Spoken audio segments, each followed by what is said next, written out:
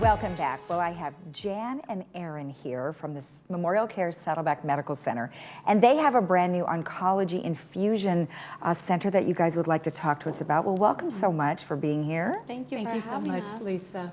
So, Jan, first of all, before we go into what you guys have done, tell me a little bit about yourself.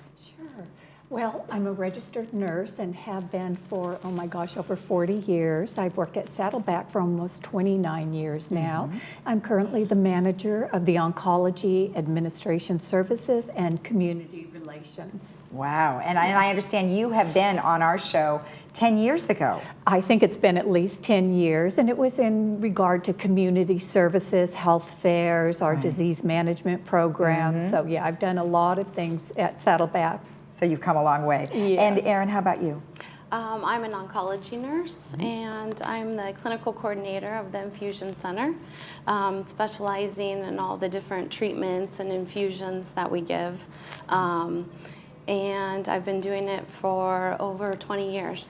Wow, so both of you have an awful lot of experience. I mean, that's good for someone who has to, be at your center, and it's probably comforting to them to know that there's an awful lot of accreditations that go into this as well. Oh my gosh, right? yes. Correct. Yeah. A lot of preparation. So a lot of schooling for you and you. Yes. So Jean Howard, why is it named after Jean Howard? Jean Howard was a patient at Saddleback Medical Center, and she was known as kind and giving, very loving, a dedicated wife to her husband Bill, a wonderful mother, grandmother, and friend to many. And so with that, her husband Bill wanted to honor her memory when she passed. And Jean had to be admitted to the hospital every time she had an infusion. And so it took her out of an environment that was more comfortable, where you could walk in, have your infusion, not be around hospitalized patients. And so her husband decided to honor her memory by making such a wonderful donation, working with our philanthropic foundation and with his family members and friends. He went ahead and raised money for the ambulatory infusion center named Jean Howard Infusion Center. Okay, that's awesome. That's Yes. great. What about, tell me from your perspective, when people walk in, what do they see? I think it's very peaceful. They each have their own separate area where they can sit and have a visitor. And we have windows all to the outside, and everybody comments on being able to see the green and serene. Right, right. Well, I think that's important, like you said, to make it more homey, a little nicer for them. And the fact that, because wasn't it before where everyone was together?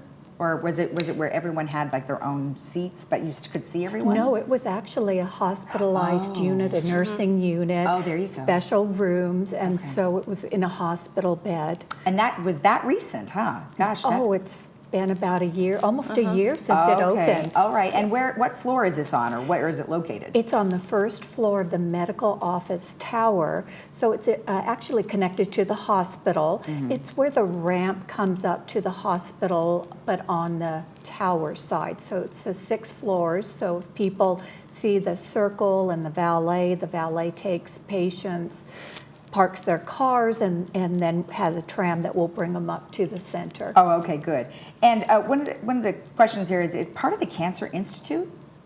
Yes, it is part of the Okay. Cancer Institute. Okay. Although we do many other services, other infusions that Aaron will talk about. Okay, well, why don't we just go into that? Tell me what kind of infusions you do. We offer almost anything that you can be infused with, chemotherapy, biotherapies, biologics. We are doing studies and some clinical trials.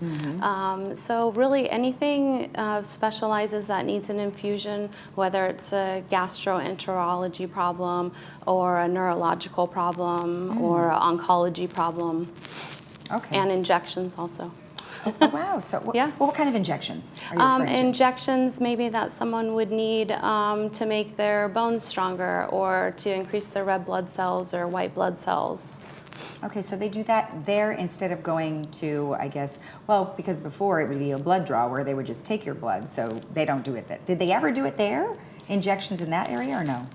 They did it on the nursing unit, Okay. yes. Okay, so now that's switched and it's now in the infusion center. Okay. Well, that's good. Does that give you guys a lot more flexibility? Or? It does, and it's nice for the patients because it's very efficient and they spend a lot less time than they did before. And these patients, you know, time's precious. Yeah. So nobody wants to spend added time that they're not expecting for a whole day in the hospital when they can come get a couple-hour infusion and go home.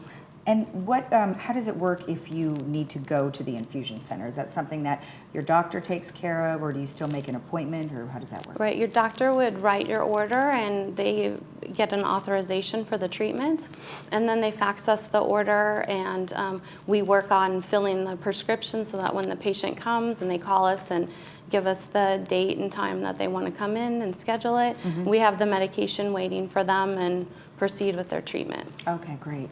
And then one thing that we were talking about prior to us coming on is that you're going to need more nurses for a variety of different things, right?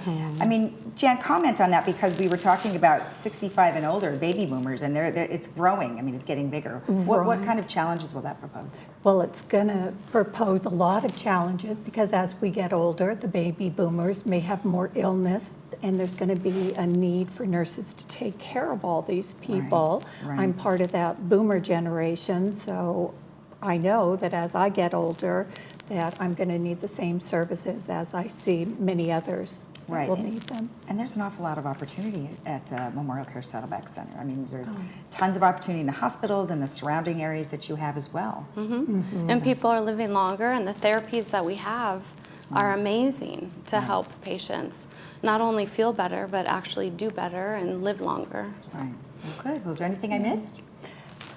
I just want to say that we have a fabulous staff at the Jean Howard Infusion Center. Erin is such an expert, and we have other expert nurses. And Erin is our clinical coordinator because of all the knowledge and experience. In the infusion center, if there are any emergencies, sometimes people could have reactions to medications. We're able to, with the special training Erin and other nurses have, can help that patient, and then the emergency department and a code blue team would respond if there's any issues. We haven't had that happen yet, but it's a very safe place to have your infusions. Well, excellent. Well, you're a lovely face that I would like to see Thank you so much. greeting. She's beautiful and kind, and you can just tell that you love your job. So I do. Thank you very much for that. Thank you for having us, Lisa. You're welcome. Thank you, Jan. Oh, thank you so much, Lisa.